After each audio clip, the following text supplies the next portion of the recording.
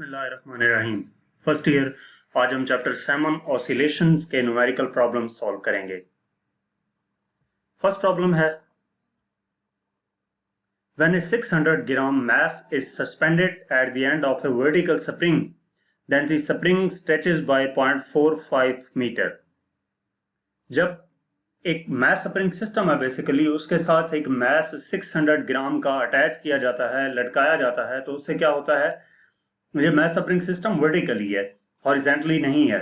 तो जब उसके साथ एक 600 ग्राम का मैस हैंग किया जाता है तो उससे क्या होता है कि वो जो स्प्रिंग है वो स्ट्रेच कर जाता है 0.45 मीटर।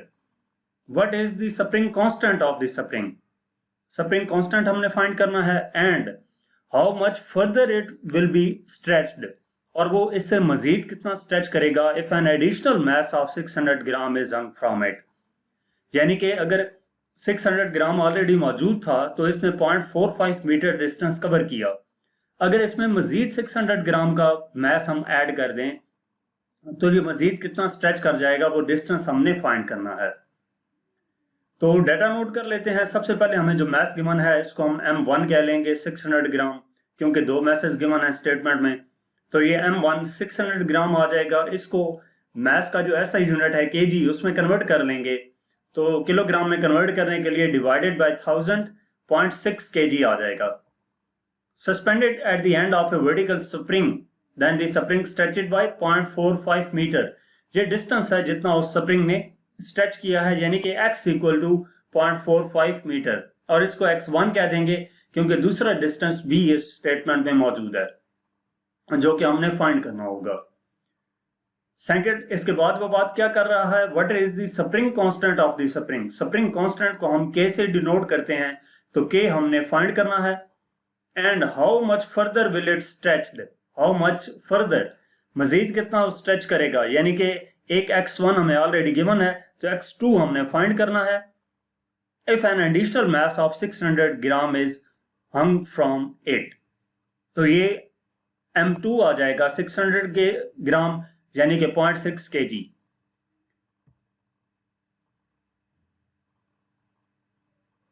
तो इसका सॉल्यूशन स्टार्ट करते हैं। हमारे पास स्प्रिंग कांस्टेंट फाइंड करने के लिए जो फार्मूला है फोर्स और डिस्प्लेसमेंट के लिहाज से वो F इक्वल टू kx है। तो यहां पर जो फोर्स है, कितनी फोर्स उस ऑब्जेक्ट के ऊपर अप्लाई हो रही है, जितना उसका वेट होगा, यानी कि F इक्वल होगा W के, और W इक्वल होता है mg के, तो F की जगह पर M1G इक्वल kx1 आ जाएगा। ठीक है, सब सबग्रुप में 1 लिख दिया सबका, क्योंकि हम इसकी मदद से स्प्रिंग कांस्टेंट k फाइंड करेंगे, और इस k की वैल्यू को दोबारा यही फार्मूला अप्लाई करके x2 M2 के लिए हम x2 फाइंड कर लेंगे। तो यहां से M1G इक्वल टू kx1 आ गया। फाइंड क्या करना है, k, तो x1 इधर जाकर डिवाइड हो जाएगा, यानी कि k equal to M1G over x1। अब ये सारी वैल्यूज हमारे पास मौजूद हैं, तो वैल्यूज पुट करते हैं। k इक्वल टू M1 की वैल्यू 0.6 इंटू g की वैल्यू हमें मालूम है 10 होती है, डिवाइडेड बाय x1 की वैल्यू 0.45। तो जो ऊपर आ जाएगा 6 डिवाइडेड बाय 0.45, तो ये आंसर आ जाएगा 13.33 न्यूटन पर मीटर। ये कैपिटल एन आएगा। इसके बाद नेक्स्ट इसका पार्ट है इसी न्यूमेरिकल का, कि हमने इस स्प्रिंग कांस्टेंट का इस्तेमाल करते हुए दोबारा यही फार्मूला अप्लाई करके इसमें x2 हमने फाइंड करना होगा। तो फार्मूला हमारे पास F इक्वल टू kx था, यहां से ये अब हो जाएगा M2G equal to kx2। x2 calculate करना है तो k इधर आकर डिवाइड हो जाएगा, यानी कि x2 equal to M2G divided by k।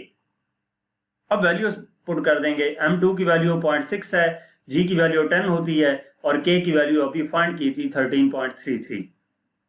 तो ये हमारे पास k आ जाए, x2 आ जाएगा 0.45 मीटर।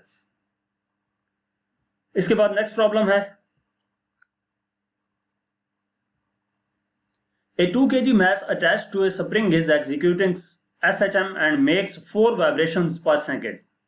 2 kg mass है, उसको एक स्प्रिंग के साथ अटैच किया गया है, और वो सिंपल हार्मोनिक मोशन कर रहा है। वो स्प्रिंग क्या कर रहा है, वो मैस सिंपल हार्मोनिक मोशन कर रहा है जब स्प्रिंग ऑसिलेट करता है, तो एंड मेक्स 4 वाइब्रेशंस पर सेकंड, यानी कि ये उसकी फ्रीक्वेंसी है।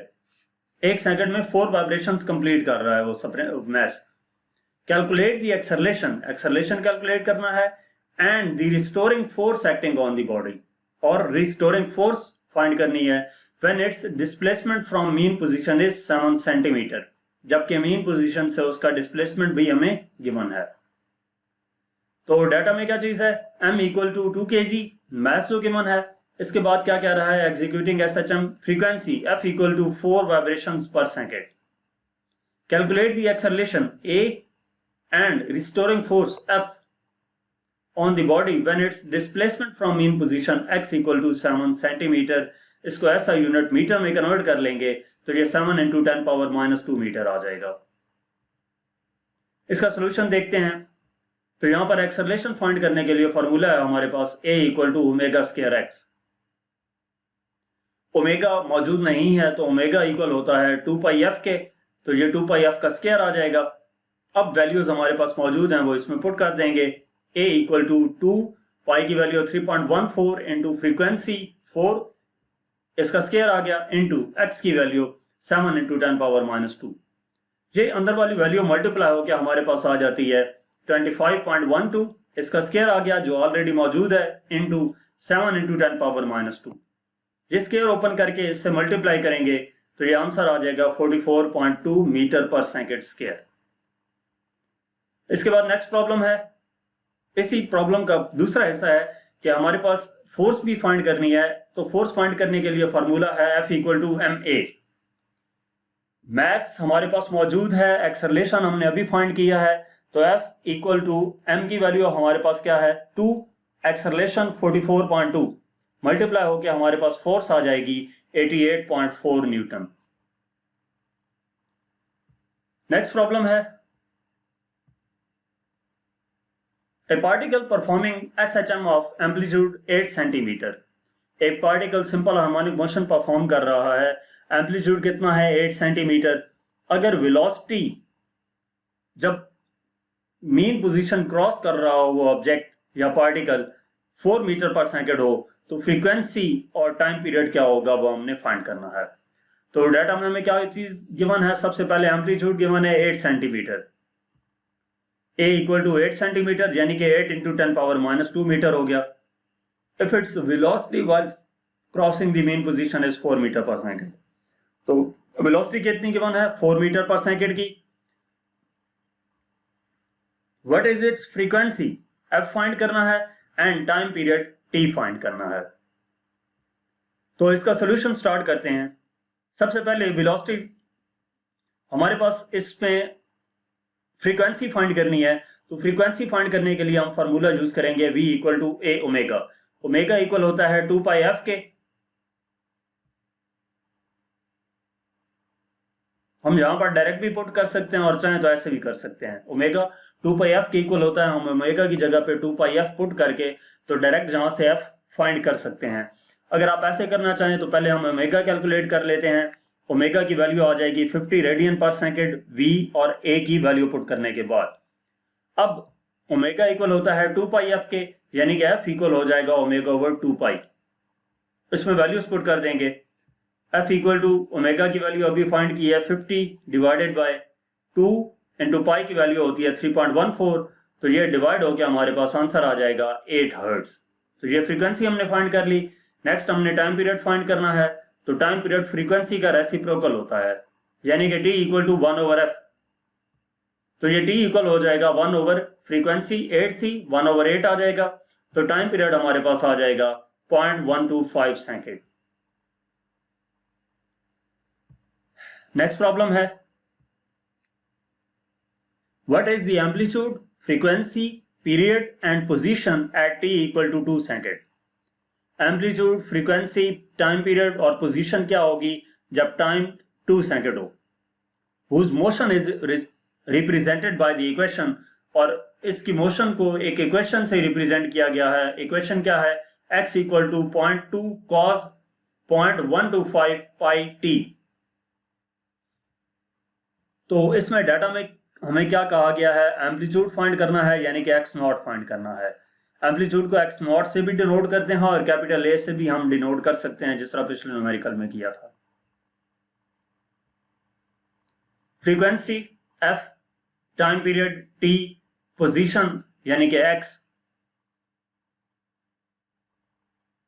भी हमने फाइंड करना है, वो लास्ट में लिखूंगा। टाइम हमारे पास 2 सेकंड है, represented by equation x equal to 0.2 cos 0.125 pi t। तो हम इसका सोल्यूशन स्टार्ट करते हैं और ये जो भी हमने इसमें वैल्यूज फाइंड करनी है वो एक एक करके फाइंड कर लेते हैं। सोल्यूशन में इसके लिए जो जनरल इक्वेशन है ना हमारे पास, ये हमें ऑलरेडी गिवन है, जो equation x equal to 0.2 cos 0.125 pi t, इसको इक्वेशन 1 का नाम दे देंगे। और जो हमारे पास जनरल इक्वेशन होती है इंस्टेंटेनियस डिस्प्लेसमेंट के लिए, वो होती है x equal to x naught cos omega t या cos 2 पाई एफ टी। तो हम इन दो इक्वेशंस का कंपैरिजन कर लेंगे by comparing equation 1 and 2। x naught equal आ जाता है 0.2 के। तो फर्स्ट चीज जो x नॉट हमने एम्पलीट्यूड फाइंड करना था वो हो गया। दूसरा cos 2 पाई f किसकी इक्वल है? 0.125 पाई के। 2 पाई f 0.125 पाई के। तो यहां से हम f फाइंड करते हैं, 2 पाई इधर आकर डिवाइड हो जाएगा, यानी कि f equal to 0.125 pi divided by 2 pi. Pi pi से कैंसल, ये 2 से डिवाइड हो गया, हमारे पास फ्रीक्वेंसी आ जाएगी 0.0625 हर्ट्ज। तीसरी चीज टाइम पीरियड फाइंड करना है। टाइम पीरियड फ्रीक्वेंसी का रेसिप्रोकल होता है, यानी कि t इक्वल टू 1/f। तो f की वैल्यू जो फाइंड किया वो इसमें पुट कर देंगे, डिवाइड हो गया, हमारे पास टाइम पीरियड आ जाएगा 16 सेकंड। लास्ट चीज जो हमने फाइंड करनी थी वो डाटा में आपने लिख लेनी है, यहाँ पे टाइप करना भूल गया हूं। ये पीरियड एंड पोजीशन, पोजीशन का मतलब x भी हमने फाइंड करना है जब टाइम 2 सेकंड हो। तो अब हम x फाइंड करने के लिए क्या करेंगे? Put t equal to 2 second in equation 1। t की जगह पर 2 पुट कर देंगे, तो x इक्वल आ जाएगा 0.25, 0.2 है, ये सिर्फ 0.2 है। cos 0.125 पाई और t की जगह पर क्या किया? 2 पुट कर दिया। ये आपने करेक्ट कर लेना, यहाँ पर टाइपिंग मिस्टेक हुई है, 0.25 नहीं आएगा, ये 0.2 आएगा। तो ये जब हम cos 0.785 फाइंड करेंगे तो 0.99 आता है, और इसको 0.2 से मल्टीप्लाई करेंगे तो ये आंसर हमारे पास 0.2 ही आएगा। 0.2 x इक्वल टू 0.2 मीटर। इसके बाद नेक्स्ट प्रॉब्लम है, problem number 5। Calculate the frequency of simple pendulum of length 0.8 metre which is vibrating on Mars. Calculate करनी है फ्रीक्वेंसी सिंपल पेंडुलम की जिसकी लेंथ 0.8 मीटर है और वो वाइब्रेट कर रहा है मार्स पे, where the weight of the object is 0.40 metre. वहां पर वेट ऑब्जेक्ट का 0.40 metre times its weight on the earth है, यानी कि जितना उसका वेट ऑब्जेक्ट का अर्थ पे होगा उसकी निस्बत 0.40 टाइम्स ग्रेटर होगा मार्स पे उसका वेट। तो डाटा में हमें क्या कहा गया है? Calculate the frequency of simple pendulum on Mars है तो f हम m कर देंगे। लेंथ जब भी ऑन मार्स है तो lm equal to 0.8 metre. Weight of the object on the Mars is 0.4 times on the earth, यानी कि wm इक्वल है 0.40 we। Weight on Mars equal to 0.40 times weight on earth. तो इसका solution हम देखते हैं। हमारे पास फ्रीक्वेंसी फाइंड करने के लिए जो फार्मूला होता है वो f equal to 1/2 pi under root g/l होता है। t equal to 2 pi under root l/g था, तो वहां से जो फ्रीक्वेंसी है वो टाइम पीरियड का रेसिप्रोकल होता है, तो इस वजह से f equal to 1/2 pi under root g/l होगा। m साथ इस वजह से लिखा है कि हमारे पास m मार्स को रिप्रेजेंट कर रहा है, frequency on the Mars find करनी है।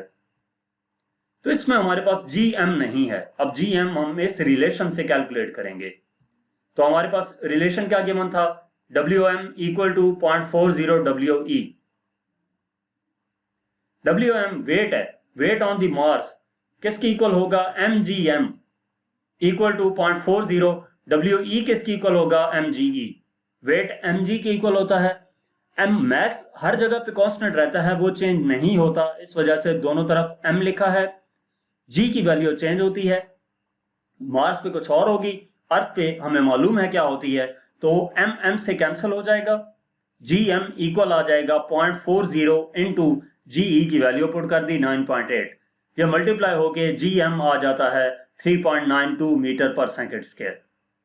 अब ये वैल्यूज हम इक्वेशन 1 में पुट कर देंगे, पुट इन इक्वेशन 1, तो सारी वैल्यूज हमारे पास मौजूद हैं। एफ एम इक्वल हो जाएगा 1/2 पाई की वैल्यू 3.14 इंटू जी एम की वैल्यू अभी कैलकुलेट की थी 3.92 डिवाइडेड बाय एल एम की वैल्यू गिवन है 0.8, तो एफ एम इक्वल आ जाता है 1 ये मल्टीप्लाई होके 6.28 आ जाएगा, अंडर रूट ये डिवाइड होके 4.9 आ जाता है।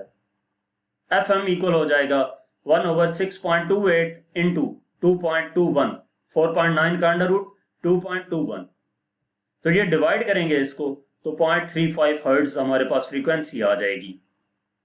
ये मार्स पे उस पेंडुलम की फ्रीक्वेंसी है जो ऑसिलेट कर रहा था। इसके बाद नेक्स्ट प्रॉब्लम है problem number 6। How much time period of a simple pendulum is increased by increasing its length from 0.8 metre to 0.993 metre. एक सिंपल पेंडुलम है और उसकी लेंथ 0.8 मीटर थी, तो उस वक्त जो उसका टाइम पीरियड था वो उसकी निस्बत कितना टाइम पीरियड इंक्रीज कर जाएगा जबकि लेंथ 0.993 मीटर हो। तो हम इसके लिए ये काम कर सकते हैं कि एक टाइम पीरियड इस लेंथ के लिए फाइंड करें, दूसरा टाइम पीरियड इस लेंथ के लिए फाइंड करें, तो जब डिफरेंस निकालेंगे तो हमारे पास टाइम पीरियड हमें पता चल जाएगा कि कितना इंक्रीज हुआ है। तो दोनों अलग अलग फाइंड करने की बजाय मैं एक ही इक्वेशन से इसको फाइंड कर लूंगा। How much time period of a simple pendulum, T calculate करना है, L1 0.8 मीटर है और L2 0.993 मीटर है। तो इसका सोल्यूशन स्टार्ट करते हैं। टाइम पीरियड का हमारे पास फार्मूला है T equal to 2 pi under root L over g. अब अगर हम इस लेंथ के टाइम पीरियड में से इस लेंथ का टाइम पीरियड माइनस कर दें तो हमारे पास इंक्रीज आ जाएगा कि कितना इंक्रीज हुआ टाइम पीरियड, यानी कि T इक्वल कर दें T2 माइनस T1 के, तो T2 किसकी इक्वल होगा, T equal to 2 pi under root L2 over g minus T1 किसकी इक्वल होगा 2 pi under root L1 over g. तो इसमें से 2 pi under root 1 over g common आ जाएगा, यानी कि T equal to 2 pi under root 1 over under root g common आ गया। बाकी क्या रह गया ब्रैकेट में, under root L2 minus under root L1। अब ये वैल्यूज हमारे पास मौजूद हैं, इसमें पुट कर देंगे।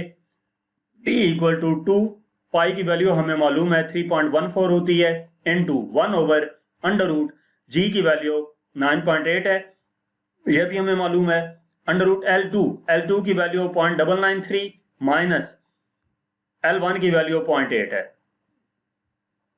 जब मल्टीप्लाई होगा तो हमारे पास आ जाएगा 8.28, 6.28 आएगा। ये 6.28 डिवाइडेड बाय 3.13 इनटू इसका अंडर रूट 0.996 माइनस 0.8 का अंडर रूट 0.894 आ जाएगा। इसको 6.28 से डिवाइड करना है आपने, ठीक है, ये बात याद रखनी है।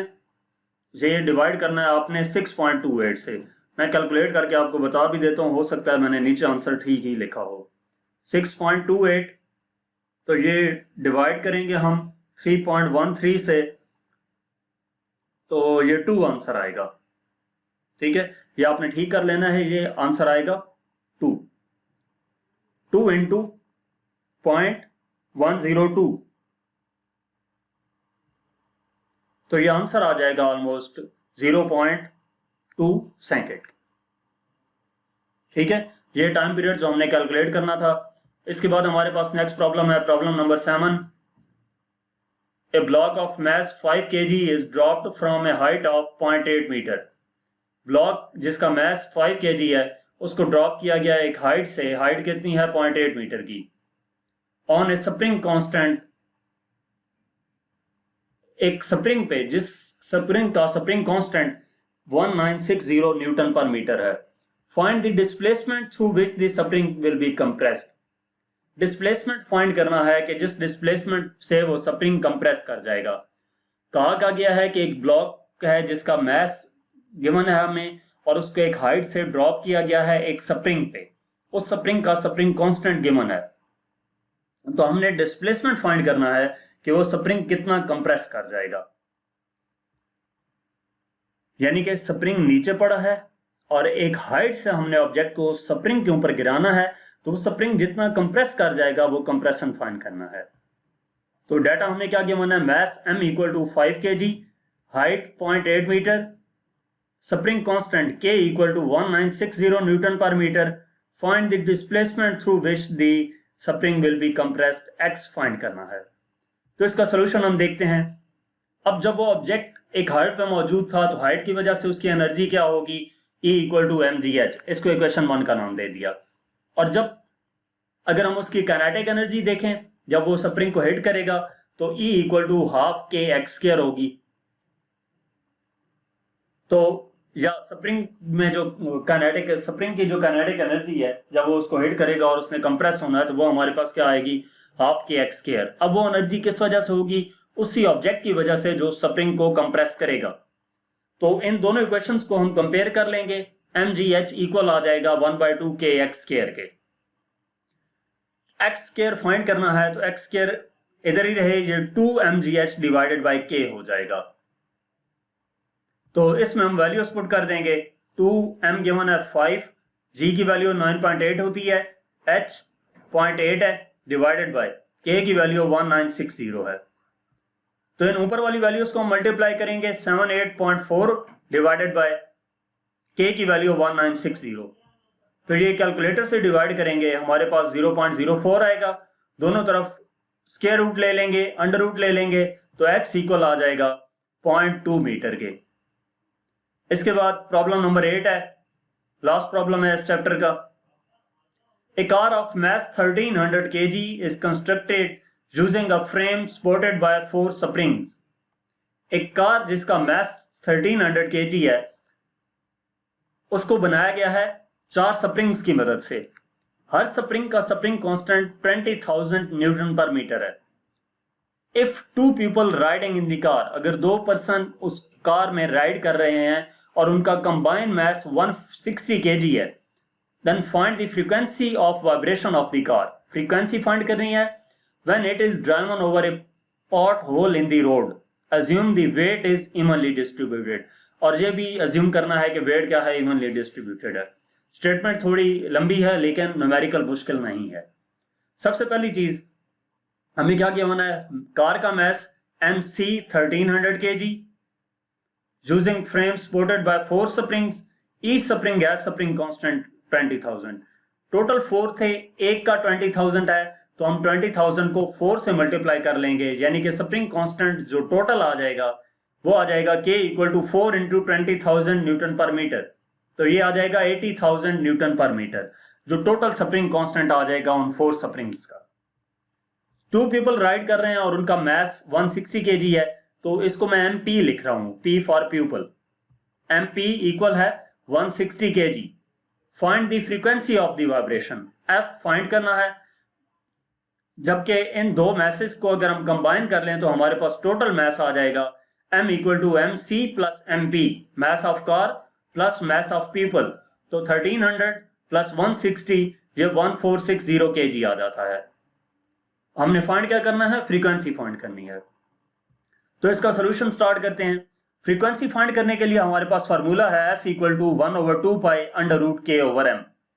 टाइम पीरियड का रेसिप्रोकल होता है। टाइम पीरियड का जो फार्मूला है T equal to 2 pi under root M over K, उसकी मदद से फ्रीक्वेंसी क्या हो जाएगी, F equal to 1/2 pi under root K over M।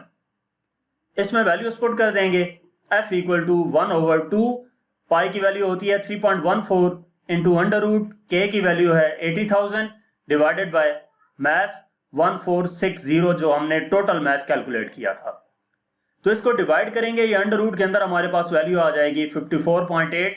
इसका अंडर रूट लेंगे तो 1.628 इंटू 7.4 आ जाएगा।